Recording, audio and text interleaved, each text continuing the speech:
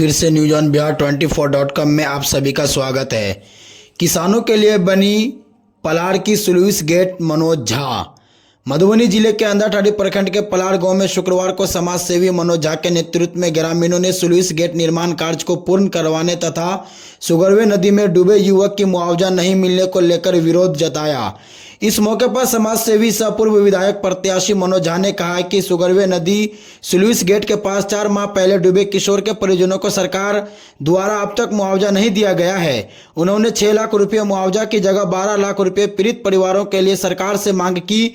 वहीं करोड़ों की लागत से बना स्लूइस गेट के फाटक नहीं खुलने से नदी से पानी उछलकर लोगों के घरों व सड़क पर बाढ़ का पानी फैल जाता है, जिससे कई तरह की समस्या उत्पन्न हो जाती है। दिलीप कुमार मेहता, कृष्ण मुरारी मेहता आदि ग्रामीण ने कहा है कि 14 फाटक में से सिर्फ 3 ही फाटक ही उठता है। बरसात के समय अधिक पानी सुगरवे नदी में आने से ओवरफ्लो होकर बांध से बाहर निकल जाता है। स्लूइस गेट निर्माण से फायदे की जगह अब तक नुकसान ही हो रहा है। उन लोगों ने मोटर, बिजली, ट्रांसफर आदि लगाकर सुचारू ढंग से स्लूइस गेट चालू कराने की मांग की है। वही 2 बच्चों की डूबने से हुई मौत मामले में जल्द सरकारी मुआवजा की मांग की है, नहीं तो हम सभी ग्रामीणों द्वारा उग्र आंदोलन करने पर बाध्य होंगे। आप सभी से अनुरोध है कि इस चैनल को सब्सक्राइब कर लें और आगे तक शेयर करें। तब तक के लिए धन्यवाद। से यहाँ पे जो लोग हैं अगल बगल में ग्रामीण हैं वो बाढ़ का सामना करते हैं। यहाँ 2 बच्चों की मौत हो चुकी है। एक तो पहले हुआ और अभी एक कुछ समय पहले पूर्व हुआ। जिस बच्चे के लिए 6 लाख की मुआवजा की राशि भी उनके पेरेंट्स को बताया गया, लेकिन वो मुआवजा की राशि जो है सो अभी तक उस महिला, उस परिवार को, उसके बच्चे के परिवार को मिला नहीं है। और जिस जगह हम हैं अभी, यह एक बहुत ही घनी आबादी को जोड़ता है, बहुत घनी आबादी को जोड़ता है और इस पर बहुत घनी आबादी का खेती डिपेंड करता है। और ये सुगरवे नदी मतलब किसी नाम का मोहताज नहीं है। यह एक बहुत बड़ा नदी है जो कमला पुल तक जाके मिलता है, कमला नदी से मिलता है। और इस तरह से सरकार का अनदेखा होना और किसी बच्चे की मृत्यु होने के तत्पश्चात जो है मुआवजे की राशि की मांग को रख देना, यह तो बिल्कुल सच्चाई दिखाता है कि सरकार के द्वारा गलती हुई है, तभी उन्होंने मुआवजा राशि का जो है वो भुगतान करने के लिए तैयार हुए। और मुआवजा राशि का 1 रुपया भी नहीं मिलना उस परिवार को, यह तो बहुत ही बड़ा अन्याय है। और पुल का जो करोड़ों की लागत से यह जो पुल बना है और सुचारू ढंग से नहीं चल रहा है, अभी इसका मतलब कि बना हुआ बहुत रिसेंट ही बना है ये, और सुचारू ढंग से नहीं चल रहा है। इसमें मोटर वगैरह की समस्या है, तो सरकार ने अनदेखा किया है, जिस वजह से बच्चे की यहाँ पे मौत हुई है और आगे भी काफ़ी मौतें हो सकती है। और घर यहाँ पे जो बना के जो झोपड़ी वगैरह घर बना के जो अपनी ज़मीन पे लोग रह रहे हैं, जो बाढ़ का समस्या का सामना कर रहे हैं, तो यह देखना चाहिए। बच्चा जब डूब गया तो जल संसाधन मंत्री अभी संजय झा है। संजय झा का गाँव 10 गाँव छोड़ के है और वो एक बार आए भी नहीं बच्चे के परिवार से मिलने के लिए और इस स्थिति से अवगत नहीं कराए। माननीय नीतीश कुमार जी का जो सबसे अभिन्न अंग है यहाँ पे रह रहे हैं और मंत्री के रूप में है, ये क्या उनका फर्ज बनता था इस चीज़ के लिए कि एक तो पुल का ये जो निर्माण जो हुआ स्लूइस गेट का, वो सही निर्माण नहीं हुआ। यहाँ पे इस निर्माण के बावजूद, करोड़ों की लागत के बावजूद जो है बाढ़ में घर जो है वो डूब रहा है, बच्चे इसमें डूब के मर रहे हैं। मुआवजा की राशि का ऐलान किया जाता है, मुआवजा का राशि नहीं मिलता है। किसके लिए?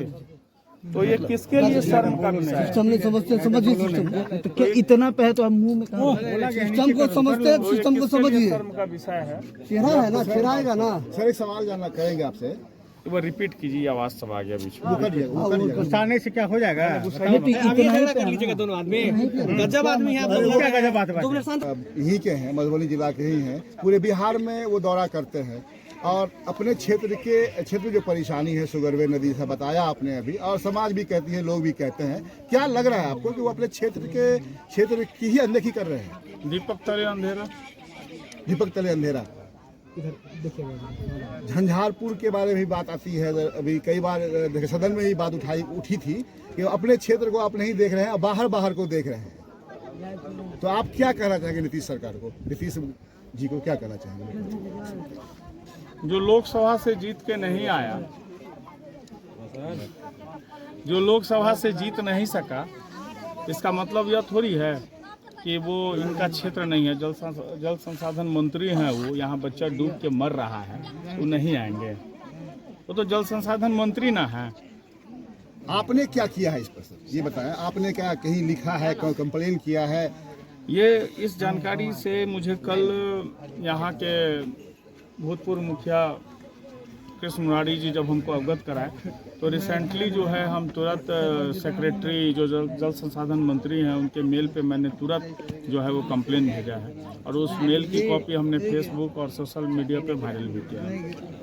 एक जानकारी मिली है कि जिस बच्चे का यहाँ देहांत हो गया था, आप लोगों के परिवार वालों से भी मिला है, क्या आपने उन्हें ये भरोसा दिलाया है? हमने भरोसा दिलाया है कि उनके साथ पूरा न्याय होगा, उनकी बात नीतीश कुमार जी तक पहुंचाई जाएगी, और 6 लाख की राशि जो सरकार ने खुद उनके लिए तय किया है वो तो अविलंब मिलना चाहिए। और 6 लाख की मुआवजा की राशि तो हमारे समझ से बहुत कम से कम 12 लाख की मुआवजा की राशि होनी चाहिए। सर, आने वाले वक्त में आप भी यहाँ के विधायक हैं, भावी विधायक हैं, आप अपने स्तर से क्या करेंगे उनके लिए? देखिए, हम यहाँ पे एक अपने ग्रामीण होने के नाते, पड़ोसी होने के नाते आए हैं। यह जो है यह राजनगर विधानसभा क्षेत्र के अंदर में आता है। मैंने कभी राजनगर विधानसभा क्षेत्र से नॉमिनेशन नहीं किया है, और यह हरिजन क्षेत्र है जो है अभी तक। तो यहाँ पे हम कोई राजनीतिक व्यू से हम नहीं आए हैं। इसके पहले भी जो इस पे पुल बनने का मामला था उसमें हमने अनशन वगैरह किया था, उसके बाद यह पुल बना। तो यह हमारे कहीं विधानसभा के अंतर्गत नहीं आया था, ना अभी तक हमारे विधानसभा के अंतर्गत है।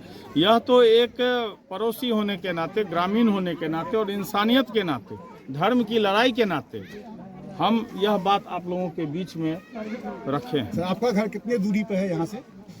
7 किलोमीटर।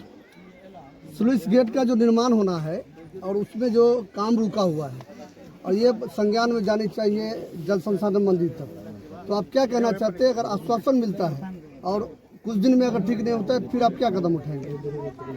देखिए, एक प्रोसेस है। जल संसाधन मंत्री के पास भी हम जाएगा। जो वीडियो है, जो कटिंग्स है, जो प्रमाण है, वो इलेक्ट्रॉनिक मीडिया के माध्यम से, ईमेल के थ्रू और टेलीफोनिक द्वारा उनके पास भी जाएगा, और उनसे लेके माननीय मुख्यमंत्री महोदय तक जाएगा, नीतीश कुमार जी तक जाएगा।